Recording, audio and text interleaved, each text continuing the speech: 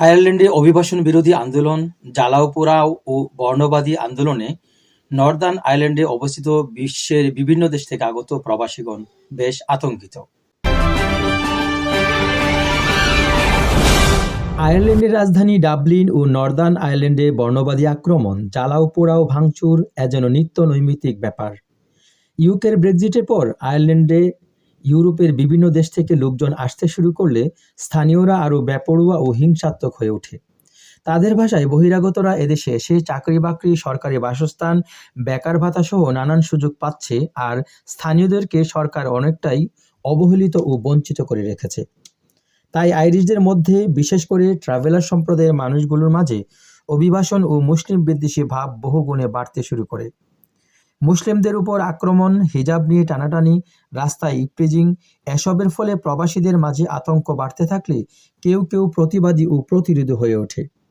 তারই ধারাবাহিকতায় সম্প্রতি সোমালিয়ার এক যুবকের ছুরিকাঘাতে স্থানীয় এক নাগরিক গুরুতর আহত হওয়ার ঘটনায় নর্দার্ন আয়ারল্যান্ডের বেলফাস্টে তীব্র অভিবাসন বিরোধী সহিংসতা ও অগ্নিসংযোগের ঘটনা ঘটেছে। শহরটিতে বেশ কয়েকটি বাড়িঘর ও গাড়িতে আগুন দেওয়া হয়, জনজীবন বিপর্যস্ত ও ঝুঁকিপূর্ণ হয়ে পড়ে এবং ক্ষুব্ধ জনতা পুলিশের সংঘর্ষে অনেক হতাহত হয়। এই সহিংসতা ও সাম্প্রতিক পরিস্থিতিতে আইরিশ রাজনীতিতে এক ব্যাধিতে পরিণত হয়েছে। সার্বিক নিরাপত্তার স্বার্থে বেলফাস্টে সব পাবলিক ট্রান্সপোর্ট সাময়িকভাবে স্থগিত করা হলেও পরবর্তীতে বাস ও ট্রেনের চলাচল স্বাভাবিক করা হয়। অপরাধীদের কঠোর হাতে দমন করতে পুলিশি টহল জোরদার করা হলেও এ নৈরাজ্যতার প্রভাব পড়েছে ব্যবসা-বাণিজ্য ও জনজীবনে। বিশেষ করে এর প্রভাব পড়েছে বাংলাদেশি সহ সকল দেশি মুসলমানদের উপর। এমতাবস্থায় রাস্তাঘাটে কিংবা বাহিরে বের হওয়া এখন বেশ ঝুঁকিপূর্ণ।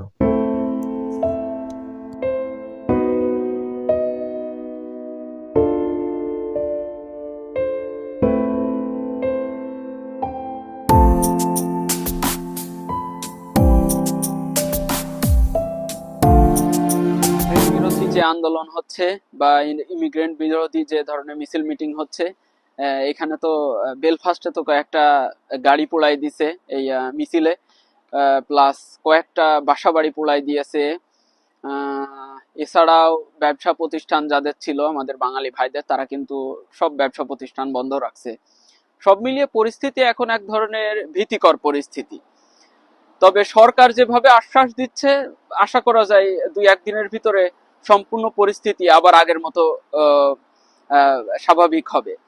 যদি স্বাভাবিক না হয় তাহলে কিন্তু এদেশে যারা কয়েক জেনারেশন ধরে বসবাস করছে তারা কিন্তু সত্যিই খুব হতাশার ভিতর দিয়ে সময় পার করবে। আর আয়ারল্যান্ডের রাজধানী ডাবলিনের কয়েকটি এরিয়া আছে, বিশেষ করে ফিংলেস, বালিমন এবং ইঞ্চিকোর, এছাড়াও ডাবলিন 24, তালা, এই কয়েকটা অঞ্চলে কিন্তু সাম্প্রতিক সময়ে বিভিন্ন বর্ণবিদ্বেষমূলক হামলার শিকার হচ্ছে। আর আমাদের Bangali community, Indian community, Pakistan community প্রতিদিনই কোনো না কোনো ঘটনার শিকার হচ্ছে। আসলেই বিষয়টা উদ্বেগজনক। তবে আশা করি বর্তমান সরকার বিষয়টাকে খুব বুদ্ধিমত্তার সাথে মোকাবেলা করে আবারও আগের মতো স্বাভাবিক একটা সামাজিক পরিবেশ ফিরাই দিবে।